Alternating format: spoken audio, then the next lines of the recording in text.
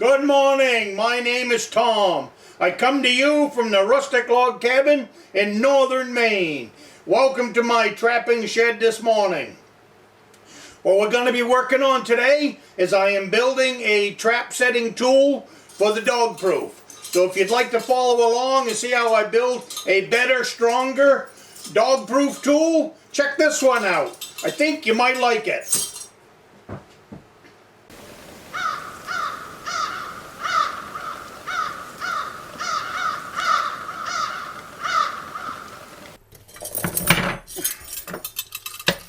This is my dog-proof trap, and they sell a tool to help close this.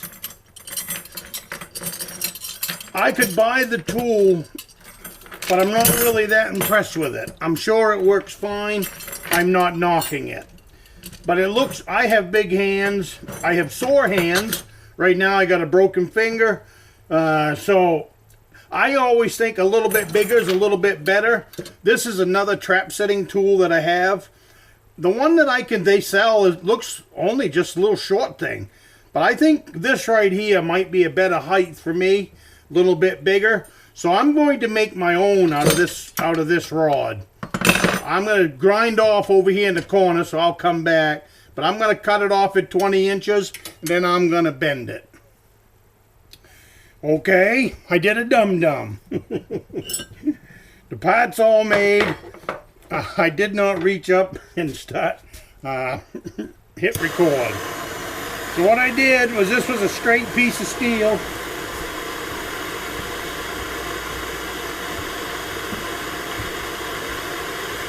This was a straight piece of steel.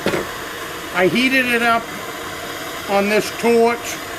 Then I brought it over here and I bent it on this bolt sticking up.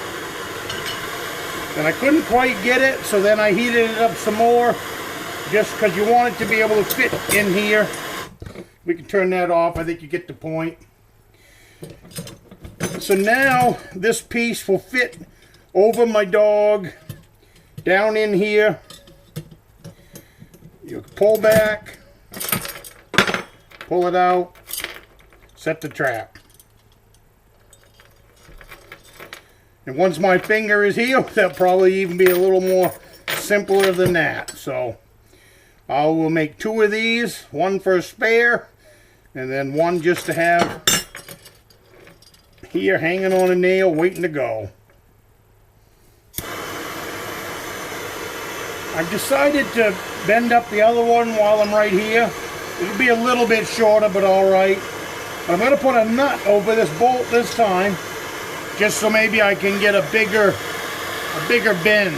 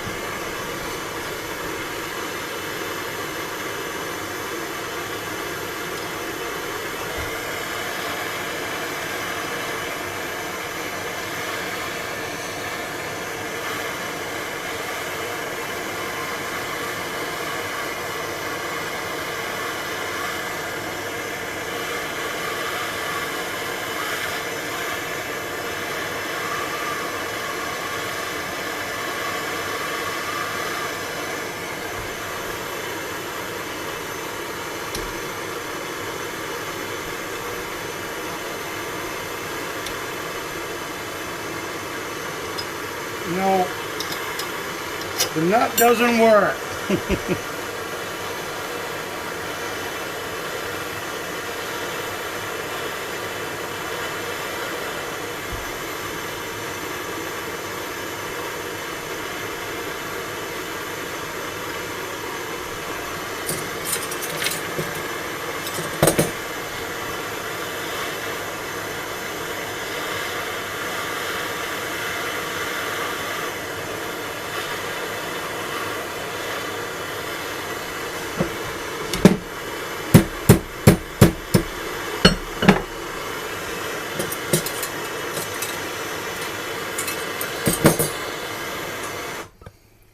Don't touch that end, it's hot. Now I'm going to take these outside, I'm going to grind them off, and I am going to put a little tooth. I'm going to take my grinder and grind out a little slot, and that'll make it fit down. I want it to, this rod to fit inside of the slot. Okay, I'm back from making a little adjustment. I'm hoping you can see that. You can see I've get up a little closer. You see I cut a tooth in there. That tooth does not come on the factory tool that you can buy, but I think it's probably a pretty good thing. My idea is that will sit down in there. Well, gotta go out and make a fine tune it. Just a little too high.